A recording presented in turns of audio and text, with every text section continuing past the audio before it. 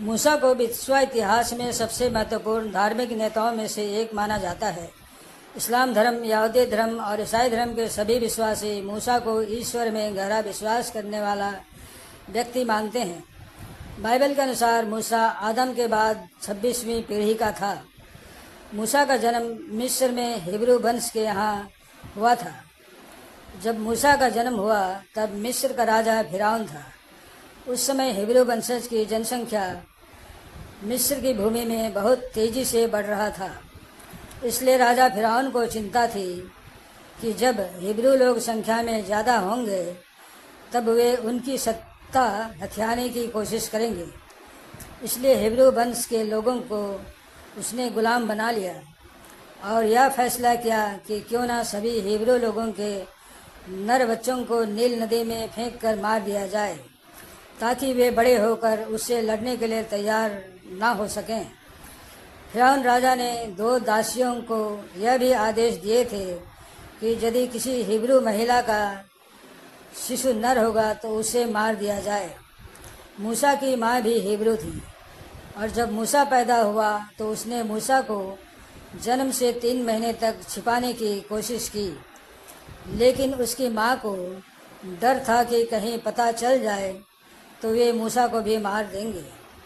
अतः वह मूसा को ज़्यादा समय तक नहीं छिपा पाई, इसलिए उसने उसे नील नदी के किनारे एक टोकरी में रखकर छोड़ दी कि ईश्वर की शक्ति उसे बचा लेगी। मूसा नदी में बहता हुआ उस जगह पर पहुंचा जहां फिरौन राजा की बेटी नहा रही थी। राजा की बेटी ने उस बच्चे को बहते नदी से निकालकर अपने महल में ले गई और उसका नाम मूसा रखा। राजकुमारी ने मूसा को एक बेटे की तरह देखभाल की और वह मिस्र के महल में ही बड़ा हुआ।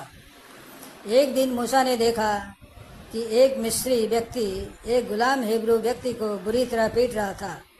मूसा भी हिब्रू वंश का था, अतः हिब्रू व्यक्ति को बुरी तरह पीटते देख मूसा अपना आपा खो बैठा और उसने उस मिस्री व्यक्ति को मार डाला। मिस्री व्यक्ति को मार डालने के बाद मूसा मिस्र देश छोड़कर भाग गया और मिद्यान में रहने लगा। मिस्र से मिद्यान तक की दूरी लगभग 200 से 400 मील तक है। मिद्यान उत्तर पश्चिमी सऊदी अरब के कुछ हिस्सों से जुड़ा है। मिद्यानी अरबी खानाबदोश जनजाति थी जो मुख्य रूप से अपने घुमक्कड़ जीवन शैली के लिए जानी जाती थी। हालांकि मिद्यानी के कुल पिता अब्राहम के वंशज थे। मिद्यान में मूसा एक महायाजक की बेटी को कुएं से पानी भरने और उनके पशुओं को पानी पिलाने में मदद किया था, जिसे महायाजक बहुत प्रभावित हुआ और मूसा को परदेशी जानकर उसने अपनी एक बेटी से विवाह कर दिया। मूसा उस महायाजक का भेड़ चराया करता था। मूसा मिद्यान में 40 साल तक एक चरवाहे के रूप में खुशी से रहा। एक दिन उसने एक जलती हुई झाड़ी देखा, पर वास्तव में झाड़ी आग से नहीं जल रही थी। फिर उसने परमेश्वर की आवाज़ सुनी जिसमें एक संदेश था जो उससे मिस्र में गुलाम बनाए गए हिब्रू लोगों को बचाने और उन्हें वादा किए गए देश में ले जाने के लिए कह रहा था। पहले तो मूसा ने परमेश्वर को मना कर दिया और किसी और को भेजने के लिए कहा, परंतु परमेश्वर ने जोर दिया और कहा कि उसके साथ उसका भाई हारून भी होगा। साथ ही उसके पास अलौकिक शक्तियाँ भी होंगी जिससे वह फिरौन राजा को यह विश्वास दिला सके कि वह परमेश्वर की ओर से है। उसके बाद मूसा मिस्र वापस लौटा और फिरौन से उन गुलाम बनाए गए हिब्रू लोगों को आज़ाद करने के लिए कहा जिन्हें उसने गुलाम बनाया था। पर राजा उन सभी लोगों को नहीं छोड़ा जिन्हें उसने गुलाम बनाया था और मना कर दिया। चूँकि मूसा परमेश्वर के कहने पर गया था और राजा ने मना कर दिया, जिससे परमेश्वर बहुत क्रोधित हुए और परमेश्वर ने मिस्र की भूमि पर 10 प्रकार की विपत्तियां भेजी। जब 9 विपत्ति में भी फिरौन राजा ने नहीं माना, तब परमेश्वर ने 10वीं विपत्ति भेजी जिसमें फिरौन राजा के ज्येष्ठ पुत्र सहित सभी मिस्री परिवार के ज्येष्ठ पुत्र मर गए। अंततः राजा को जितने भी गुलाम थे उनको मुक्त करना पड़ा। मुक्त होने पर सभी गुलाम हिब्रू मिस्र छोड़कर चले गए और अपने साथ बहुत सारे गहने, खजाना, पशु ले गए।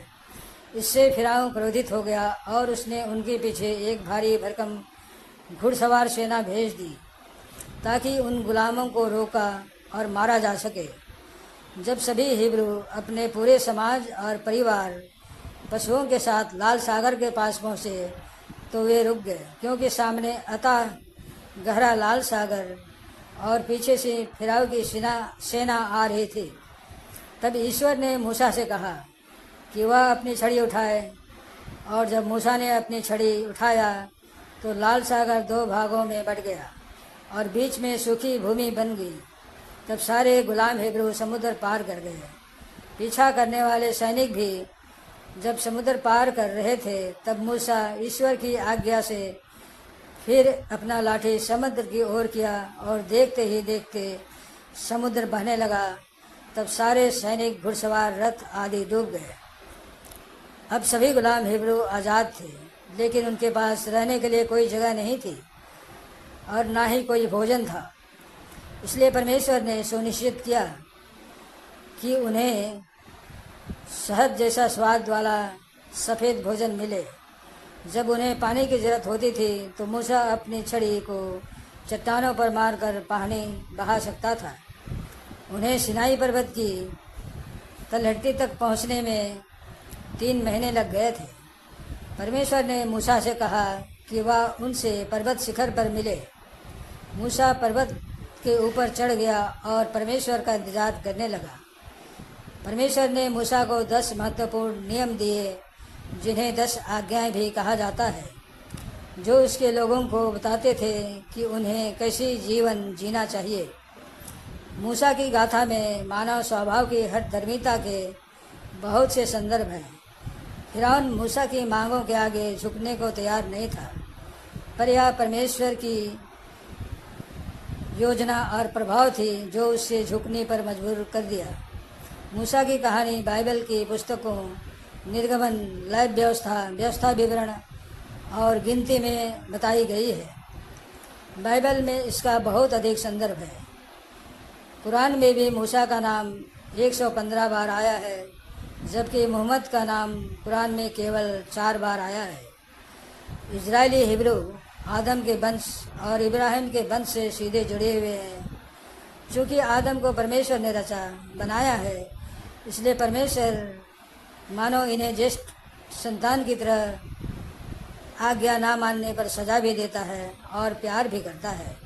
परमेश्वर ने इन बेसहारा हिब्रू गुलाम लोगों को कनान देश में बसाया है, जिसे अब इजराइल के नाम से जाना जाता है। कनान एक प्राचीन सेमिटिक सभ्यता थी जो लेवेंट के दक्षिण भाग में स्थित थी। यह क्षेत्र आज मोटे तौर पर इजराइल, फिलिस्तीन, वेस्ट बैंक, दक्षिणी और तटीय सीरिया, लेबनान और जॉर्डन से मेल खाता है। हाल ही में कई ऑनलाइन साइटों और कुछ मुद्रित मीडिया में प्रकाशित लेखों में दावा किया गया है कि लाल सागर के पानी के नीचे सैकड़ों कंकालों के साथ साथ कई प्राचीन मिस्र के हथियार और टूटे हुए रथ पाए गए हैं, जो बाइबल में वर्णित निर्गमन की कहानी की पुष्टि करती है। इनमें से 9 मार्च 2016 में बहुत सारे विवरण दिए गए हैं।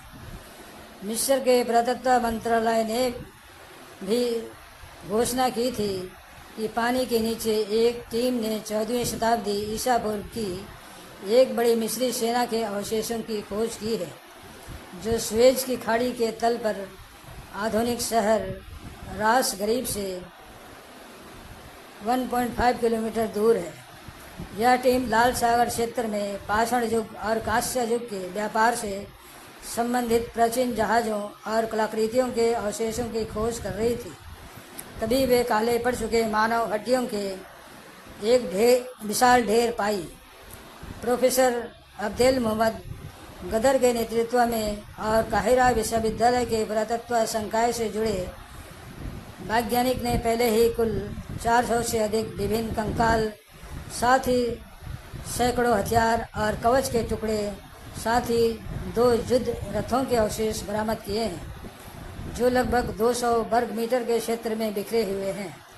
उनका अनुमान है कि 5000 से अधिक अन्य शव एक बड़े क्षेत्र में बिखरे हुए हो सकते हैं, जिससे यह कल्पना किया जा सकता है कि सेना और उनके रथ, हथियार आदि इस स्थान पर नष्ट हो गए थे।